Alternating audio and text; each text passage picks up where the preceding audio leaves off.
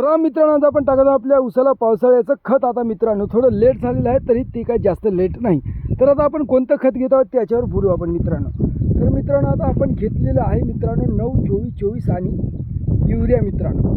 कारण तुम्हाला सांगतो मित्रांनो 9-24-24 हे आपण महाधनचं घेतल्यामुळे त्याच्यामध्ये एक्स्ट्रा आपल्याला सूक्ष्म अन्नद्रव्य 4 घटक मिळतात व हे खत एक उत्तम क्वालिटीचं आहे आपल्या ऊसासाठी. कारण याच्यामध्ये मित्रांनो आपल्याला आवश्यकता ते म्हणजे पोटॅश आणि फॉस्फरसची मात्रा याच्यात बऱ्याच प्रमाणामध्ये आहे, जे की ऊसाला पावसाळ्याच्या दिवसामध्ये फार गरजेची असते आपल्या ऊसाचं वजन वाढण्यासाठी व टिपरे लांब होण्यासाठी मित्रांनो. आणि त्याच्यासोबत आम्ही आमचा ऊस थोडा मागे राहिलेला असल्यामुळे जरा युरियाचा वापर आम्ही स्वतःहून जास्त करत आहोत. आम्हाला कोणीही सांगितलेलं नाही मित्रांनो. उलट त्यांनी तर असं सांगितलं आहे की युरिया तुम्ही टाकूच नका, एकरी हेच 1.5 पोते 9-24-24 टाका, कारण याच्यात 9% नत्र आहे असं त्यांचं म्हणणे आहे. मात्र स्वतःहून आम्ही एक्स्ट्रा युरिया टाकत आहोत मित्रांनो, कारण याच्या वाढीला चालना मिळावी. काळाची गरज झालेली आहे आता मित्रांनो. कारण पहिले आपण धागेदोरे जरी बांधले असले पोहाकडून तरी आपली तब्येत चांगली होत गेली, कारण त्याच्यात काही जादू नसायची, कारण आपली ह्युमिनिटी चांगली होती. मात्र आता तसं राहिलेलं नाही. आता आपल्याला डॉक्टरकडून सलाईन घेतल्याशिवाय आपली तब्येत चांगली होणार नाही.